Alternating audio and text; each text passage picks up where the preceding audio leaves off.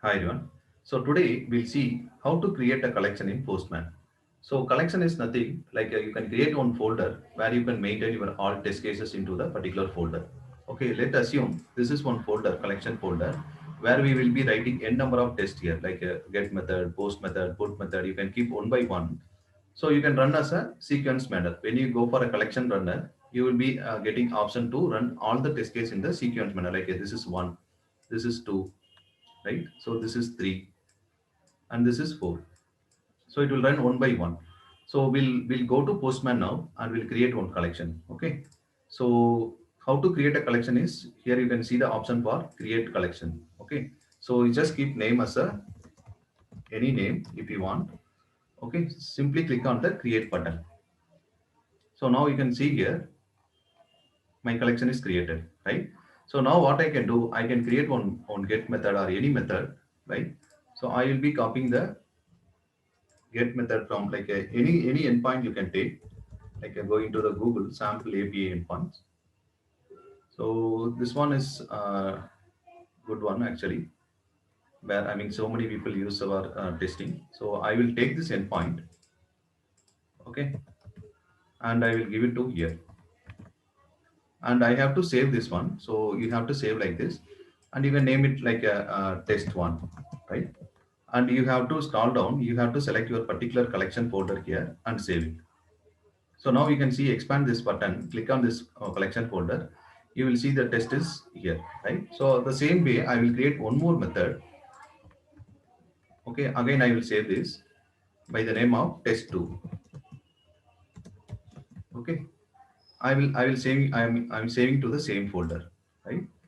So now, I mean, you can see one more test case is added, right? So the same way, I will go and create one more test, like I will save it now by the name of test3. And I'm saving to the particular, I mean, the same folder. Now you can see we have three test cases now. So each time what we do, we'll come back, I mean, come to the each tab and we'll make the request, right? So instead of doing this, we can run it as a collection. Okay. So by clicking this arrow, you could see this option, right? So click on this run button.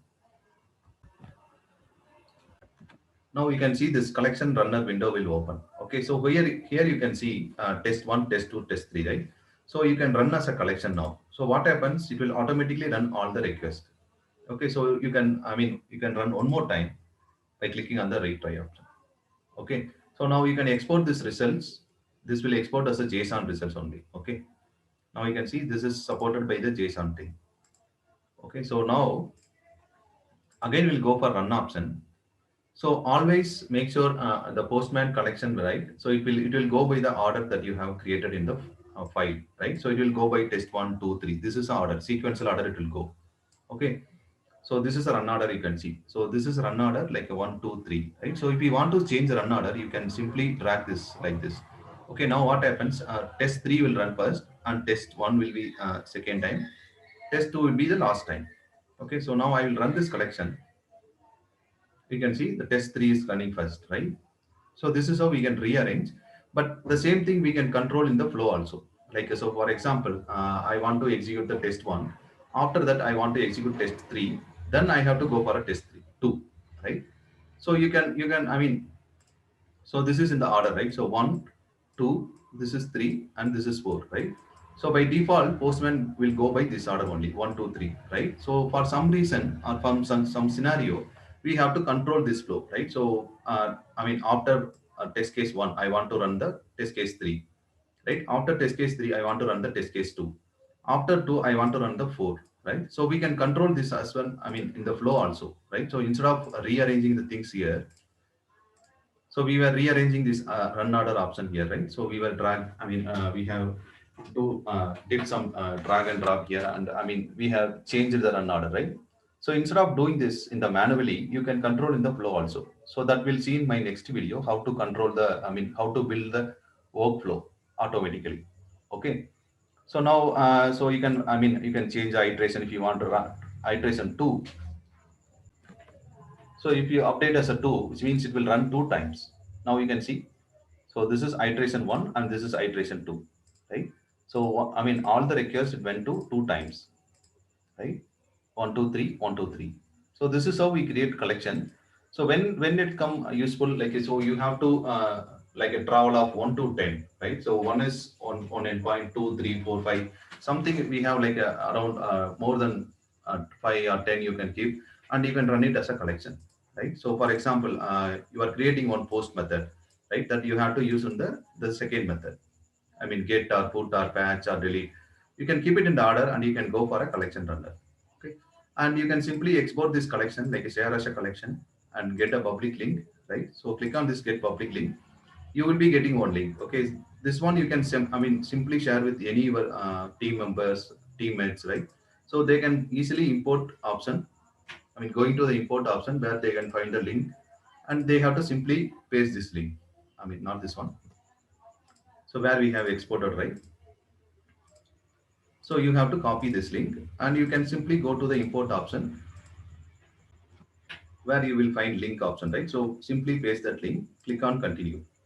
Okay, so this will automatically import your collection to the your teammates.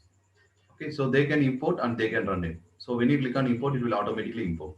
So in my case, it will ask for the override because I already have the same name of collection here, right? So that's the reason. So this is the way we run. Again, I will run one more time. You can see, you can, rearrange the things here, right? So if you have any environment variables, you can change it. We will see this later. Okay. So if you want to put some delay in between each request, right? So you can apply some milliseconds. Like if I apply 2 seconds, 2 milliseconds, which means for each request, it will take 2 seconds. Now you can see. So for first request, it is taking 2 seconds. After 2 seconds, right? So if I remove this one, you can see the difference now. Okay, I will remove that one. I will make it as a 0 now. Now you can see how fast it is running the script, right? So we can, slow down. There would be some delay, right? So you have to, if you go for a post method, it has to create some record in your database. Then you have to fetch the details, right? So if you need some time, then you can put the timing. Okay, so here we have to give the seconds, delay, right? So this is given to the milliseconds. Okay. So there we can do some data-driven testing also. We will see in the next video. Okay. So that's all about creating collection and running in Postman. Okay, guys. Thank you.